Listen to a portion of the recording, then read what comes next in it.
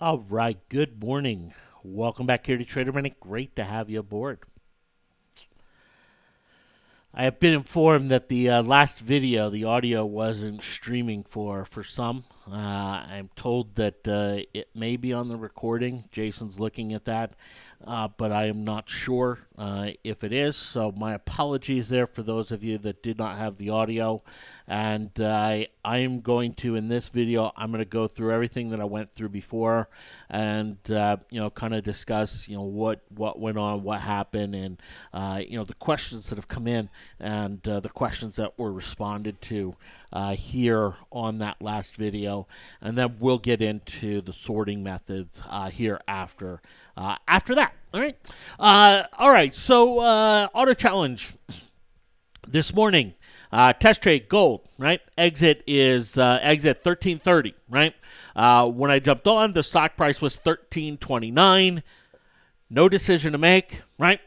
Just absolutely no decision to make. Got to go, got to leave, out. And out at 23, out at 63, trades closed, and exited here. All right, so easy enough, simple decision, and out and done with them. If we come in and we look at the new triggers here this morning, there are none. There are some potentials here, and we'll talk about them, but they probably won't be here till this afternoon. But no new triggers coming in. So easy, simple kind of mechanics to run with and to go with. All right. Now, that's the way this kind of auto challenge will be or is. It's a very kind of simple decision maker. That there isn't, is there news, or what about this, and what about that, and, well, what about this factor, and what about that factor, and does it rebound, does it come back, does it do this, does it do that? It doesn't have any of that, right? All of that kind of decision making is very simple. So very easy entries, very easy exits from a simplicity standpoint. Okay. But as we go forward here with it, it has, driven some questions, and, I'm always happy to respond to the questions and appreciate those. And so let's go do that here. Let's respond to some of them. Question number one is, why am I running this with virtual money instead of live cash? It's a really good question, and it is one where I have I've done some of these tests with some live cash, personally, not this one, but as we looked and said, okay, we're going to start to release this on Trader Minute. We're going to start to kind of get the members kind of used to this a little bit more mechanical function, and some of the automated elements here. Want to do it with paper money? Why? Emotion. Just comes down to emotion. When real money is in play, emotions are high. For many, right? And for everyone, it's a little different, right? Emotions will be low for a period, and then they'll have a day or two where they're up, or they'll be high for a little bit, then they'll drop a little, and emotions happen. But emotions happen significantly more when there's live money at stake. Okay.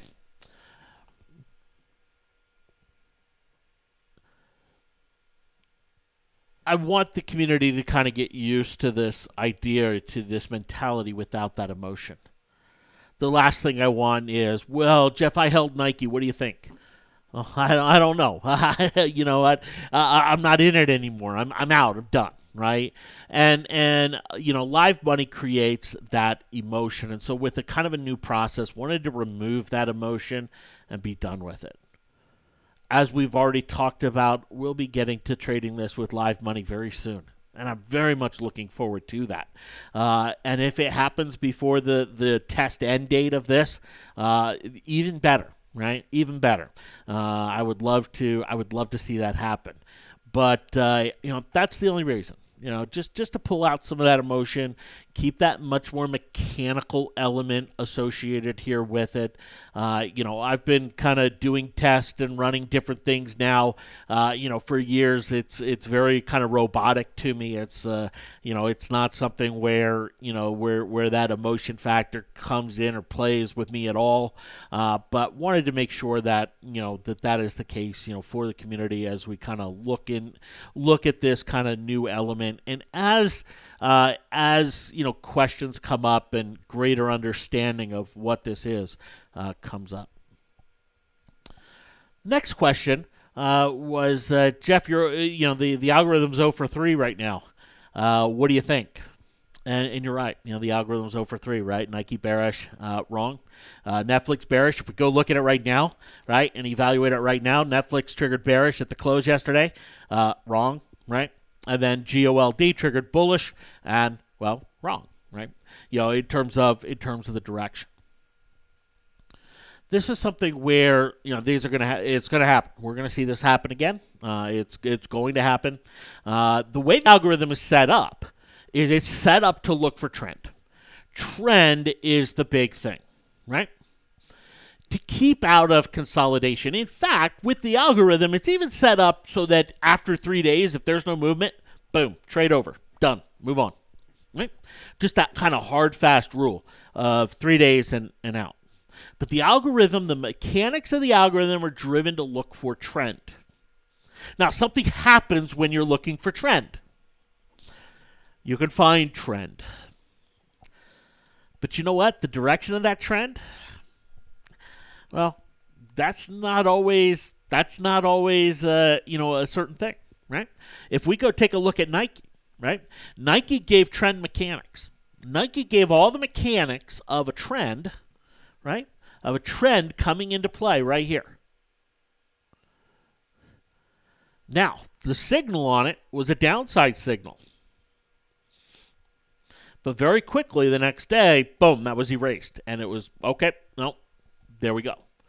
When looking at trend stocks, when looking for trend emergence, right, which is, really what the algorithm's looking for. It's looking for trend emergence. It's not looking for the end of trends, right? It's not looking at Nike here today and going, does this thing keep going up or does it pull on back? No, the algorithm's looking for trend emergence. The algorithm does a really good job of finding trend, but that trend direction is sometimes whipsawed. It can be very whipsawed, and so the way the algorithm and the way the test is set up is so that if there is that whipsaw, there's not any real holding of that position. That position goes. It bye-bye, out, done. Because with finding trends and being pretty comfortable that, hey, the probabilities are high that this is going to be a trend, then you know what, to go and to sit in the option doesn't do any good, right? Doesn't do any good.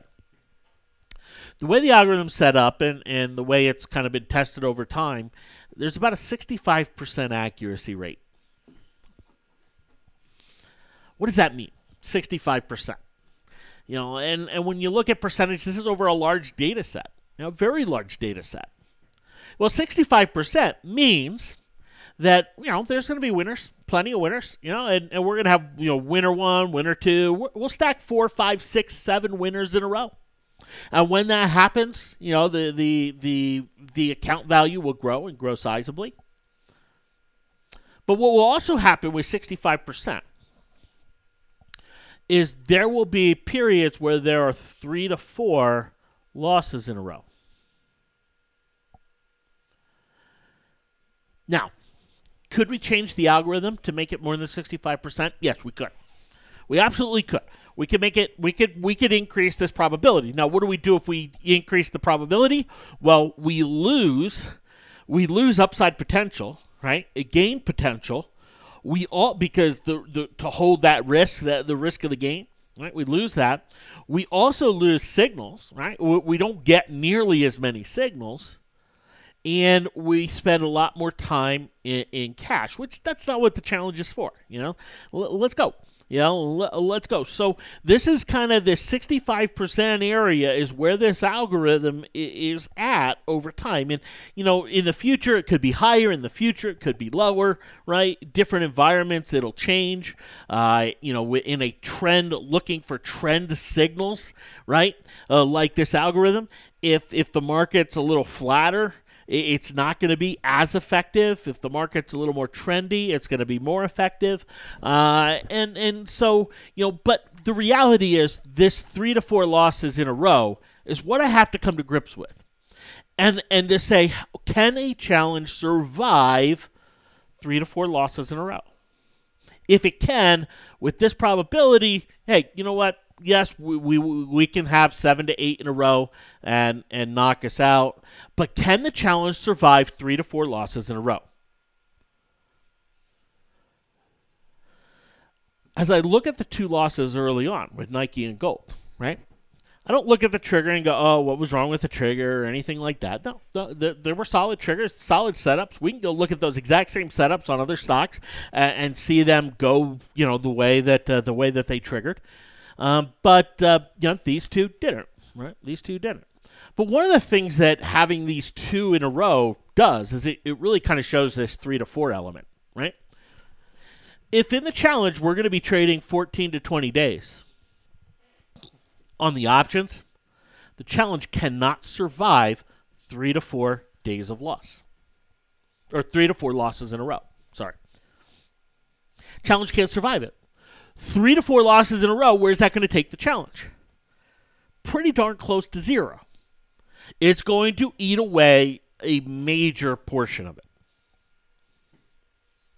Now, in this case, if we were to have the same old Nike and Gold happen, we wouldn't quite be going to 0, right? We'd be down 60, 70%. But the reality is trading these options brings in a huge loss element. What's the odds, right? How many trades is it going to take to get to 100K? What are the odds that we're not going to have 3 to 4 losers in a row on that journey? The odds are very slim. The odds say that on the journey to 100K, we're going to have a period of 3 to 4 losses in a row. And in fact, when, on the challenge where we went to 49K, right, I had 4 losses in a row in that challenge. Heck, I had Valero woke up and boom, right? Had a Boeing that, right? There were some pretty sizable chunks and losses in that. And one of the things that I want to see in this test is, can it survive? Which options can best survive 3 to 4 losses in a row? The theory, because I haven't tested it completely, I have some data sets and, I have some experience to kind of understand. But the theory is that, this shorter term element with earnings plays can't survive 3 to 4 losses in a row.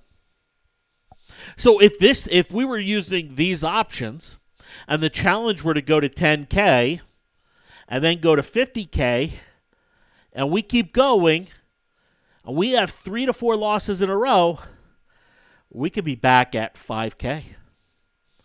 Obviously, we would have taken some cash out and different things like that, but we'd be back at 5K, 3K, 2K, 1K, possibly 0. That's what this puts in. And so, over the course of time, with a 65% probability on the algorithm, are we going to have these kind of 3 to 4 trades in a row that can go south? Absolutely. And so seeing these 2, right, you can just kind of see how quickly it can kind of compound. Right? If we stack 2 other losses on here, challenge is at 0. Now, I'm not afraid of 0 with the challenge, right? That's going to happen. It's absolutely going to happen. It's not immune to that. It has not been created in a way where it will be immune to that. But if we come down to test basket 3, we see a little bit of difference here. Yeah, it had 2 losses in a row. And yes, losses, they suck. They sting. They're no fun. But can this survive 3 to 4 losses in a row? Absolutely. Is 3 to 4 losses in a row going to erode all of the gains? No, it won't. It won't. But my question is, can this option produce enough gain?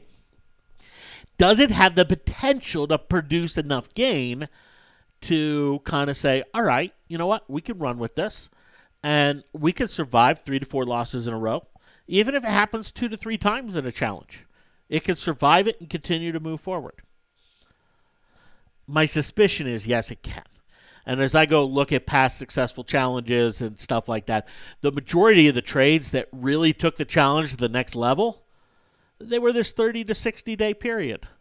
They weren't 14 to 20. They weren't short-term options. They were these longer-term options, right? These 30 to 60.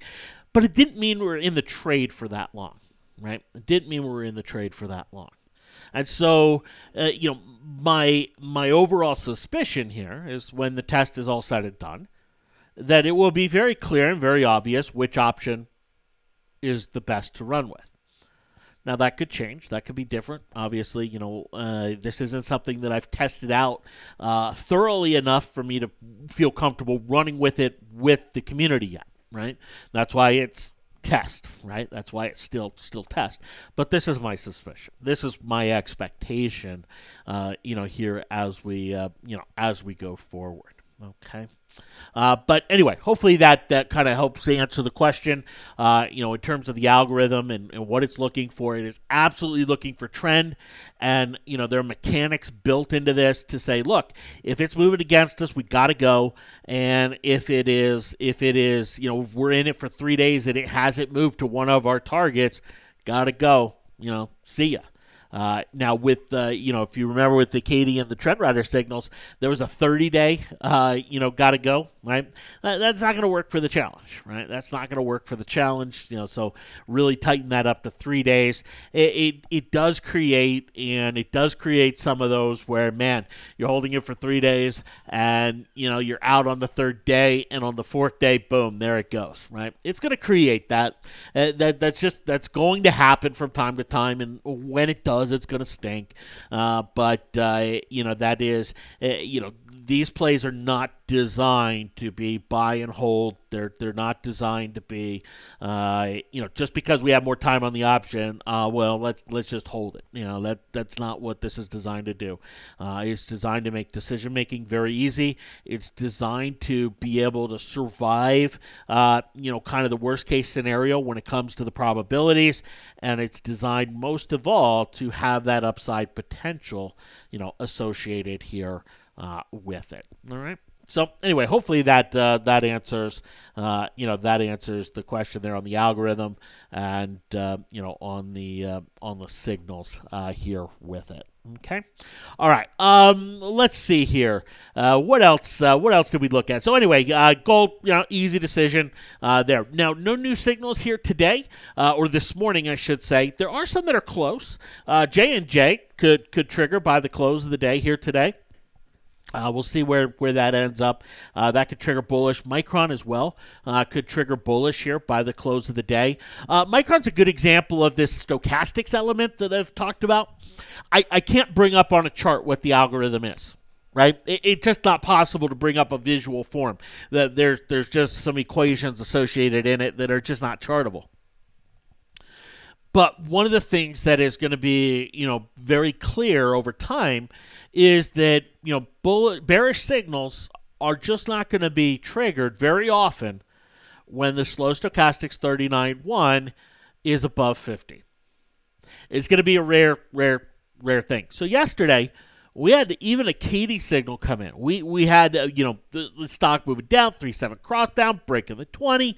We had a high probability element of a continued sell here, right? But did not trigger on the algorithm here.